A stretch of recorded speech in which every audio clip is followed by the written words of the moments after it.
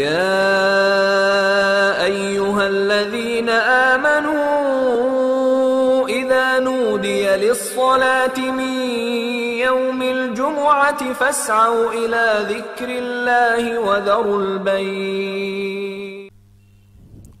إن الحمد لله نحمده ونستعينه ونستغفره ونعوذ بالله من شرور أنفسنا ومن سيئات أعمالنا من يهده الله فلا مضل له ومن يضلله فلا هادي له وأشهد أن لا إله إلا الله وحده لا شريك له وأشهد أن محمدا عبده ورسوله أرسله بالحق بشيرا ونذيرا وداعيا إلى الله بإذنه سراجا منيرا. أما بعد فإن خير الحديث كتاب الله وخير الهدي هدي محمد صلى الله عليه وسلم وشر الأمور محدثاتها وكل محدثة بدعة وكل بدعة ضلالة وكل ضلالة في النار.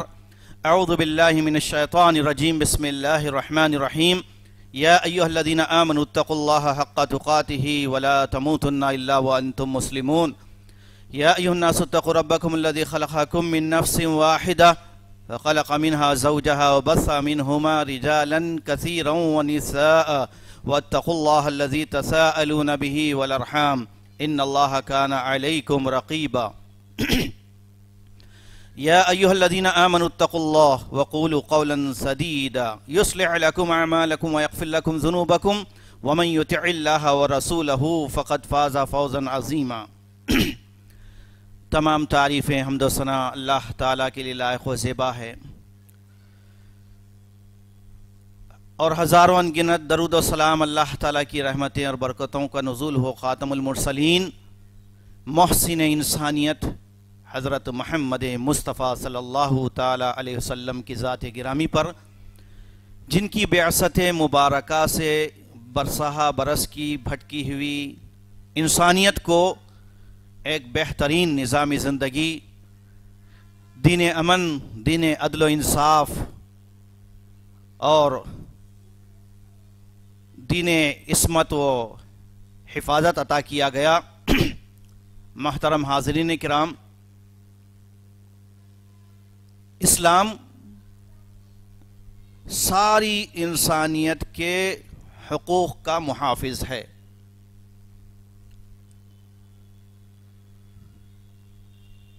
اس موضوع پر میں آپ کے سامنے قرآن و سنت کے دلائل کی روشنی میں اور ہمارے اس ملک کے دستور آئین بھارت کی روشنی میں چند باتیں پیش کروں گا انشاءاللہ. اعوذ باللہ من الشیطان الرجیم. بسم اللہ الرحمن الرحیم. یا ایھا الناس انا خلقناکم من ذکر و انثی وجعلناکم شعوبا وقبائل لتعارفوا ان اکرمکم عند اللہ اتقاکم. قرآن کریم کی یہ وہ آیت ہے جس میں اللہ تبارک و تعالیٰ نے ساری انسانیت کو، بنی نوع انسان کو ایک نسل، ایک کنبہ قرار دیا، اور اس سارے نسل انسانی کی اصل جا کر ملتی ہے حضرت آدم علیہ السلام سے. چنانچہ اللہ کے نبی صلی اللہ علیہ وسلم فرماتے ہیں کلکم من بنی آدم و آدم من تراب. تم سب کے سب آدم کی اولاد ہو، آدم کی نسل سے ہو، اور آدم علیہ السلام مٹی سے بنائے گئے. پھر مزید اللہ کے نبی صلی اللہ علیہ وسلم نے انسانیت میں تمام انسانوں کے اندر اللہ تعالیٰ کے نزدیک جو عزت والا، شرافت والا، احترام والا انسان ہے اس کی بھی نشاندہی فرمائی. فرمایا نبی صلی اللہ علیہ وسلم نے لا فضل لعربی علی عجم. کسی بھی عربی نسل کے انسان کو کسی عجمی انسان پر جو غیر عربی ہے کوئی فضیلت نہیں ہے. ولا لأحمر علی اسود. اور کسی گورے انسان کو کسی کالے انسان پر کوئی فضیلت اور مرتبہ نہیں ہے. कुल्लुकुम मिन बनी आदम व आदम मिन तुराब, तुम सब आदम की औलाद हो और आदम मिट्टी से बनाए गए हैं। कुरान करीम की इस आयत से और नबी सल्लल्लाहु अलैहि वसल्लम की हदीस मुबारका से हमारे सामने जो बात बिल्कुल क्लियर तौर पर आती है वो ये कि पूरी समाज, पूरी इंसानियत एक ख़ानदान है, एक कुंबा है, और इस पूरे ख़ानदान में, इस पूरे नस्ल इंसानी में अल्लाह ताला को सिर्फ वही बंदे महबूब है, पसंद है, इज्जत वाले हैं, शराफत वाले हैं, जिनके अंदर अल्लाह ताला का तक़वा है और अल्लाह ताला के दीन और शरीयत पर चलने का और उसके दीन को फॉलो करते हुए अल्लाह के बंदों तक पहुंचाने का जिसके अंदर अज़्म है। मोहतरम हाज़रीन, रब्बुल आलमीन ने इसी आयत में फरमाया, या अय्युहन्नासु इन्ना खलक़नाकुम मिन ज़करिन व उन्सा, ऐ इंसानों, खिताब किससे है? सारे इंसानों से। या अय्युहल्लज़ीना आमनू नहीं कहा इसमें, ऐ इंसानों फरमाया अल्लाह ताला ने, ऐ पूरी दुनिया के इंसान हुए, इन्ना खलक़नाकुम, हमने पैदा किया है तुमको, हमने तुमको पैदा किया है, हम तुम्हारे खालिक हैं, क्रिएटर हम हैं, मिन ज़करिन व उन्सा, एक मर्द और एक औरत के जोड़े से, यानी हज़रत आदम और हव्वा अलैहिस्सलाम के जोड़े से। व जअलनाकुम, और तुम सबको हमने बेशुमार कबाइल में, कुंबों में, खानदानों में, बिरादरियों में तक़सीम कर दिया है। मालूम ये हुआ कि आज पूरी दुनिया में जो बिरादरियाँ और जितने कुंबे, कबीले, ज़ात, धर्म जो भी पाए जाते हैं, ये अल्लाह ताला की तक़सीम करदा है। फिर आखिर में जो अहम तरीन बात जिक्र फरमाई, इन्ना अक्रमकुम इंदल्लाहि अत्क़ाकुम, याद रखो इन सारे कबाइल में, सारे कुंबों में, सारी बरादरियों में, सारी नस्ल इंसानी में, तमाम मज़ाहिब में, तमाम धर्मों में, तमाम कास्ट में, अगर कोई बंदा खालिक को, मालिक को और अल्लाह ताला को महबूब है, इन्ना अक्रमकुम इंदल्लाह, अल्लाह के नजदीक इज्जत अगर किसी को है तो वो अत्क़ाकुम, तुम में जो तक़वे वाला इंसान है उसको है। बात बिल्कुल वाज़ेह होती है कि तक़वा सिर्फ तौहीद से मिलता है, और तौहीद इस्लाम में है, और इस्लाम सारे इंसानों के जान, माल, इज्जत, आबरू का मुहाफ़िज़ है। बल्कि अगर हम इस्लाम की स्टडी इस हैसियत से करें कि 5 जो बुनियादी चीज़ें हैं, राइट्स हैं, हुकूक़ हैं, उन चीज़ों में इस्लाम ने मुकम्मल तौर पर उसकी हिफाजत फरमाई है। आप गिनते जाएं वो 5 चीज़ें जो दीन इस्लाम की महासिन हैं, खूबियों में से हैं, जो दूसरे किसी मज़हब को हासिल नहीं हैं। सबसे पहले हिफ्ज़ुल अक़ल, अक़ल की हिफाजत। इस्लाम ने अक़ल की हिफाजत फरमाई है। सारे इंसानों की अक़लों के लिए जो अल्लाह ताला ने उसूल मुक़र्रर किया है कि अक़लों की हिफाजत की जाए, उसके लिए इस्लाम ने बंदोबस्त किया है। कैसे बंदोबस्त किया है? मिसाल के तौर पर, अक़ल को जो चीज़ें ख़राब करती है, अक़ल को जो तबाह करती है, अक़ल के लिए जो नुकसानदेह चीज़ें हैं, उन सारी चीज़ों को पॉइंट आउट करके इस्लाम ने बताया कि ये चीज़ें अक़ल के लिए नुकसानदेह हैं। मसलन शराब को लीजिए आप, शराब के बारे में क्या फरमाया? अल खमरु मा खामर अल अक़ल, शराब वो है जो अक़ल पर पर्दा डाल देती है, इसलिए उसको खमर कहते हैं अरबी में। अक़ल पे पर्दा डाल देती है, अक़ल को छुपा देती है।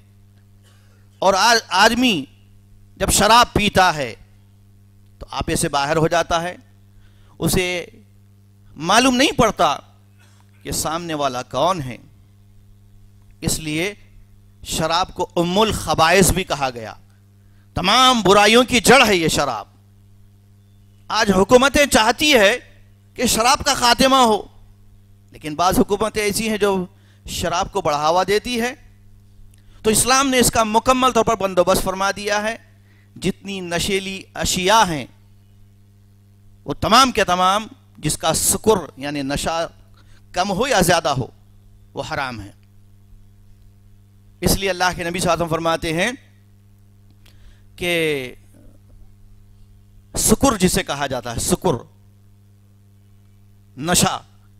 نشے کے بارے میں نبی صلی اللہ علیہ وسلم فرماتے ہیں کہ کل مسکرن حرام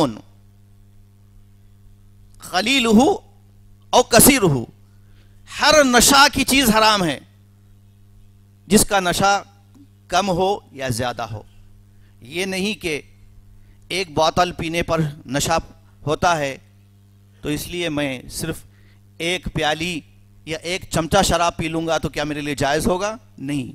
اس لیے نبی صلی اللہ علیہ وسلم نے فرمایا کہ جس کی مقدار لمٹ کم ہو یا زیادہ ہو لیکن اصل کے اعتبار سے وہ نقصان پہنچانے والی ہے اور نشہ دینے والی ہے تو وہ حرام ہے اسلام. تو عقل کی حفاظت کے لیے وہ تمام چیزوں کو اللہ تعالیٰ نے حد بندی مقرر کر دی ہے جو عقل کو تباہ کرنے والی ہے. اس طرح عقل کی اسلام نے حفاظت فرمائی ہے. اس کے بعد دوسرا لیجیے آپ، دوسرے نمبر پر حفظ النسل ہے. نسلوں کی حفاظت کیسے کی ہے؟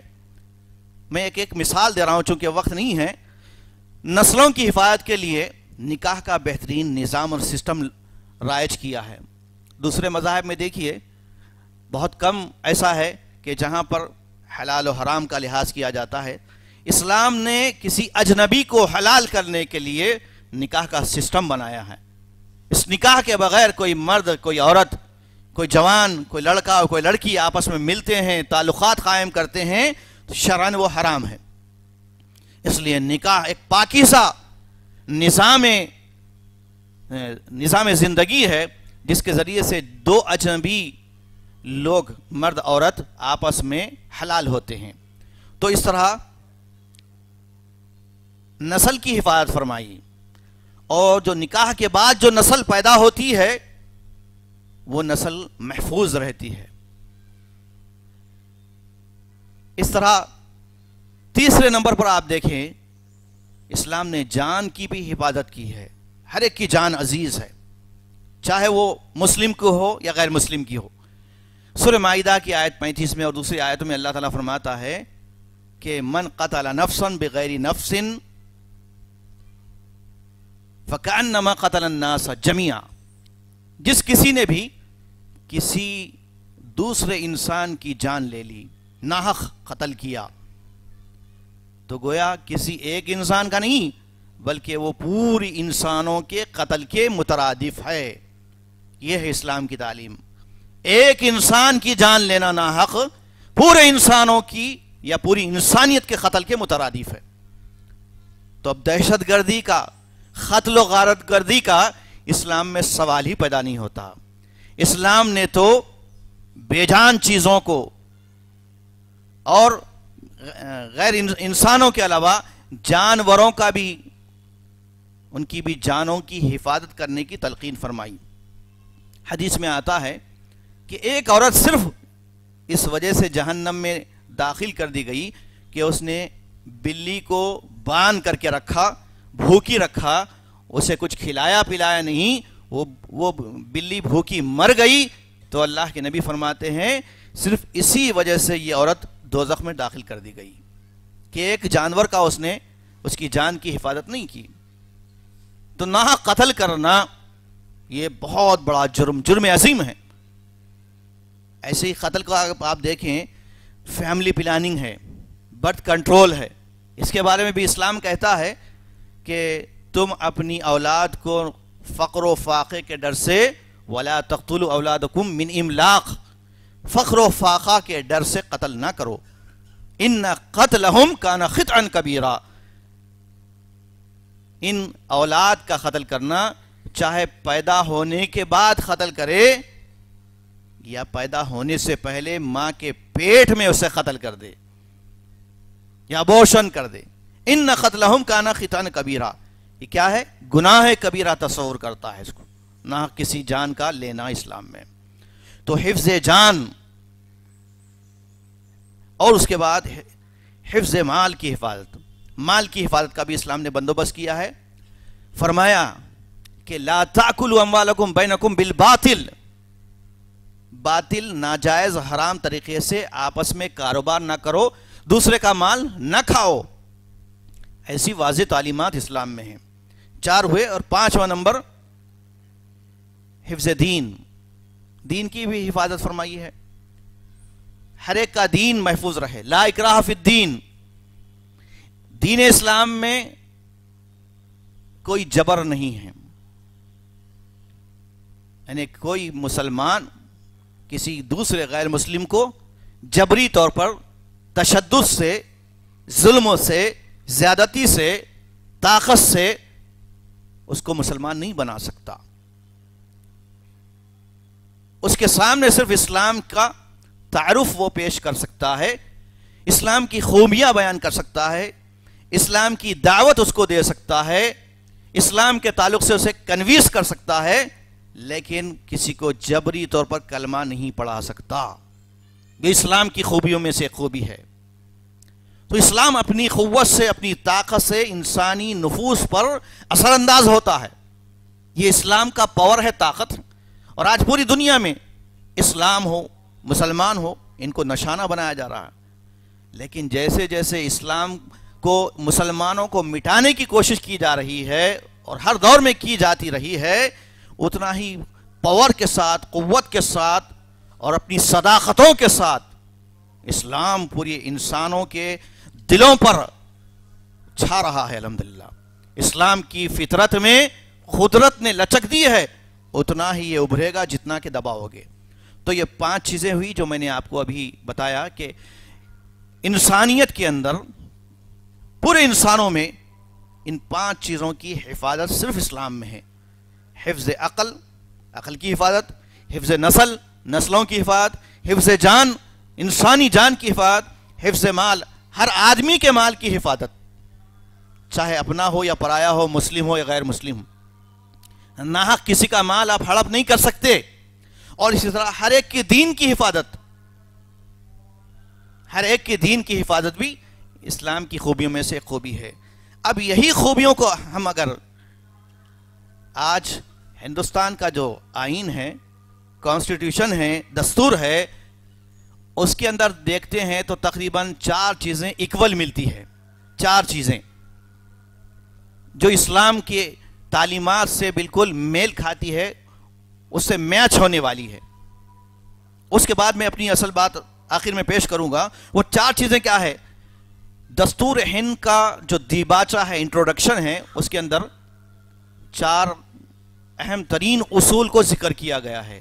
نمبر 1 جسٹس، انصاف، ہر ایک کے ساتھ انصاف، پورے دھرموں والوں کے ساتھ انصاف، یہ ہندوستان کے آرٹیکل میں. اور دوسری چیز فریڈم، آزادی، مکمل طور پر ہر مذہب کے ماننے والوں کو اپنے اپنے مذہب کے مطابق جینے کی اور اس کے مطابق چلنے کی آزادی حاصل ہے. اور تیسری چیز ہے مساوات، ایکویلٹی، پوروں کے ساتھ یکسانیت، پوروں کے ساتھ مساوات ہو. اور نمبر 4 برادرہڈ، یعنی بھائی چارہ. یہ 4 جو ہمارے ہندوستان کے دستور میں ہیں، ان دستور کی یہ 4 شقوں کو اگر ہم اسلامی تعلیمات سے تقابل کرتے ہیں تو یہ 4 چیزیں کسی اور مذہب میں اتنی نمایاں نہیں ملتی جتنی کہ اسلام میں ملتی ہے. جیسے آپ انصاف کو لے لیجئے، جسٹس کو لیجئے آپ. وَلَا يَجْرِمَنَّكُمْ شَنَآنُ قَوْمٍ عَلَىٰ أَلَّا تَعْدِلُوا اعْدِلُوا هُوَ أَقْرَبُ لِلتَّقْوَىٰ. قرآن کہتا ہے کہ کسی کی عصبیت، کسی کی دشمنی تم کو اس کی جان لینے پر، اس کو نقصان پہنچانے پر اور اس سے دشمنی کرنے پر آمادہ نہ کرے، لہذا تم عدل کرو، اعدلو، انصاف کرو. هو اقرب للتقوی، یہ عدل و انصاف کرنا تقوی کے قریب کرنے والا کام ہے۔ یہ صرف تعلیم ہی نہیں بلکہ عملی طور پر خود اللہ کے نبی صلی اللہ علیہ وسلم نے اپنی حیات طیبہ میں عدل و انصاف کی ایسے مثالیں قائم کی ہے۔ معاشرے میں جب عدل ہوگا، انصاف ہوگا، تو سارا سماج اور سوسائٹی میں لوگ امن سے رہیں گے۔ خود اللہ کے نبی صلی اللہ علیہ وسلم کے پاس ایک عورت کا قضیہ آیا، ایک عورت کا مسئلہ آیا جو چوری کے الزام میں گرفتار کر کے پکڑ کر لائی گئی تھی، اور وہ بنی مخزوم قبیلے سے تعلق رکھتی تھی۔ اس عورت کا نام بھی فاطمہ تھا۔ نبی صلی اللہ علیہ وسلم کے پاس جب یہ مسئلہ آیا کہ یہ عورت نے چوری کی ہے، تو اب بڑے خاندان کی عورت تھی، بڑے قبیلے کی عورت تھی، اس لیے صحابہ نے سوچا کہ اگر اس عورت کے ہاتھ کاٹے جائیں تو بڑی رسوائی کی بات ہوگی، شرمندگی کی بات ہوگی، کیوں نہ ہم اللہ کے نبی صلی اللہ علیہ وسلم کے پاس اس عورت کی سفارش کریں تاکہ اس عورت کے ہاتھ نہ کاٹے جائیں۔ لیکن کس کی جرأت تھی جو اللہ کے نبی کے پاس جا کر اس عورت کی سفارش پیش کرے؟ تو سب نے مشورہ کیا کہ جو اللہ کے نبی صلی اللہ علیہ وسلم کے جو زیادہ قریب ہے خادموں میں، ہم ان کو یہ ذمہ داری دیتے ہیں۔ چنانچہ زید بن حارثہ رضی اللہ عنہ کو یہ ساری باتیں سمجھا کر نبی صلی اللہ علیہ وسلم کی خدمت میں بھیج دیا۔ اللہ کے نبی صلی اللہ علیہ وسلم کے پاس وہ حاضر ہوئے۔ نبی صلی اللہ علیہ وسلم نے حضرت زید بن حارثہ سے ساری باتیں سنی۔ اس کے بعد اللہ کے نبی نے کیا فرمایا؟ فرمایا سنو، یہ فاطمہ ہے جو قبیلے مخزوم سے تعلق رکھتی ہے، یاد رکھو اگر فاطمہ بنت محمد بھی چوری کرتی تو ضرور میں اس کے ہاتھ کاٹنے کا حکم دیتا۔ لئن سرقت فاطمہ بنت محمد لقطعت یدہا، اگر فاطمہ بنت محمد بھی چوری کرتی تو میں اس کے ہاتھ کاٹنے کا حکم دیتا۔ یہ ہے انصاف کی وہ زندہ مثال جو دوسرے کسی مذہب میں نہیں پائی جاتی۔ آج پوری ملت اسلامیہ میں دیکھیے آپ، عدل و انصاف عنقا ہے، اس کا وجود ہی نہیں ہے۔ چاپلوسی ہے، جانبداری ہے، طرفداری ہے، رشتہ داری ہے۔ اسی وجہ سے عدالتوں کے جو فیصلے ہوتے ہیں وہ حق بجانب نہیں ہوتے۔ تو مسلم امت، مسلمان امت جب عدل و انصاف کی علمبردار بن جائے گی تو اس دیش کا، اس ملک کا کانسٹیٹیوشن بھی محفوظ ہو جائے گا۔ لیکن الحمدللہ ہم یہ کہہ سکتے ہیں کہ دوسری اقوام کی بنسبت مسلمانوں میں اس دیش کے دستور کی حفاظت کا مکمل و پاس و لحاظ رکھتا آ رہا ہے آج تک، اور آئندہ بھی رکھے گا۔ اور دوسری بات آزادی کی ہے۔ دستور میں آزادی آرٹیکل 14، 15، 26، 30 اور دوسرے مقامات پر واضح الفاظ میں یہ بتایا گیا کہ اس بھارت کے رہنے والے ہر باشندے کو، ہر شہری کو، چاہے وہ کسی بھی دھرم کا ماننے والا ہو، ہمارے اس ملک کے اندر 2044، 2045 تک ذاتیں پائی جاتی ہے۔ ایک دو ذات نہیں ہے یہاں پر، ایک دو برادریاں نہیں ہیں، ایک دو جو ہے مذاہب نہیں ہیں، پورے 2400، 2500 کے قریب برادریاں، مذاہب، طبقات پائے جاتے ہیں۔ تو ہر آدمی کو، ہر شہری کو دستور کے مطابق کھلی آزادی ہے کہ اپنے مذہب کے مطابق وہ زندگی گزارے۔ اب یہاں پر پورے اس ملک ہندوستان میں ایک بہت بڑا طوفان مچا ہوا ہے کہ اب کوئی مذہب والا اپنے مذہب کے مطابق نہیں گزارے گا۔ ہمارا جو مذہب یعنی حکومت کا جو مذہب ہوگا، حکومت کا مذہب کیا ہے؟ یکساں سول کوڈ، کامن کوڈ، سب ایک ہی مذہب میں پرو دیے جائیں گے۔ ہندو، مسلم، سکھ، عیسائی، سب کا بس کامن کوڈ ہوگا۔ کیا یہ اس ملک کے دستور کے مطابق ہے؟ معلوم یہ ہوا کہ بالکل یہ دستور کی دھجیاں اڑانے والا ہے، جمہوریت کا خاتمہ کرنے والا ہے، اس دستور کے اصولوں کو تباہ کرنے والا ہے۔ اس لیے اس ملک کا ہر شہری، ہر باشندہ، ہر مذہب کا ماننے والا بالخصوص یہاں کے سارے مائنارٹیز اٹھ کھڑے ہوئے ہیں. اس لیے اپنی شہریت بچانے کے لیے، اپنی شہریت کو بچانے کے لیے بڑا گیم کھیلا جا رہا ہے یہاں پر، مسلمانوں کے ساتھ بھی اور دوسرے ایس سی ایس ٹی طبقات کے لیے بھی. وہ کیا ہے؟ مختصر یہ ہے کہ مسلمان پورے ہندوستان میں 15 سے 20% ہے، اور جو اقلیتیں ہیں، مائنارٹیز ہے، وہ کتنے ہیں؟ 30%. تو مسلمانوں سے زیادہ بڑا سنگین مسئلہ یہاں کی جو ایس سی ایس ٹی ہے، چھوٹی ذات والے ہیں، دلت ہے، جین ہیں، سکھ ہیں، عیسائی ہیں، ان سب کے لیے بڑے خطرات ہیں مسلمانوں سے بڑھ کر. بلکہ آدی باسی کے بارے میں تو یہ بھی بات رپورٹ ہمارے پاس آئی ہے کہ ان کے پاس تو کوئی ایک آئیڈینٹی بھی نہیں ہے. کم از کم ہر دیہات کے، چھوٹے چھوٹے دیہات میں رہنے والے ہر مسلمان کے پاس کچھ نہ کچھ آئیڈینٹی ہے اپنی. آدھار کارڈ ہے یا پھر ووٹر آئی ڈی ہے، لیکن ان کے پاس کیا ہے؟ خانہ بدوشوں کے پاس کیا ہے؟ ایسی ہزاروں لاکھوں نسلیں ہندوستان میں پائی جاتی ہے جن کے رہنے کے لیے بھی، بود و باش کے لیے بھی گھر بار نہیں ہے، کھانے کے لیے کھانا نہیں ہے، کتنے ایسے جنگلوں میں زندگی گزار رہے ہیں. ان سب کے لیے بھی ہم کو جنگ کرنا ہے. جس طرح جنگ آزادی میں مسلمان پوری اقوام سے بڑھ کر آگے آگے تھے، پیش پیش تھے، اسی طرح آج بھی یوں سمجھیے کہ ایک دوسری جنگ شروع ہو چکی ہے، اور یہ اس کا سلسلہ رکنے والا نہیں ہے. بھروسہ مت کریے سپریم کورٹ جو ہے ڈیلے کرے گا، یہ تو چلتا رہے گا. جس طرح بابری مسجد کا مسئلہ کئی سالوں تک لے کر ہزاروں کا جانوں کا نقصان ہوا، مال کا نقصان ہوا، کتنے جو ہے فسادات ہوئے. تو آج ہم سب کو یہاں پر ایک عہد کرنا ہے کہ ہم اس ملک کے خلاف، اس ملک کا جو قانون ہے، کانسٹیٹیوشن ہے، اس کے خلاف جو بھی بل پاس ہوگا اس بل کی ہم سب مل کر مخالفت کریں گے.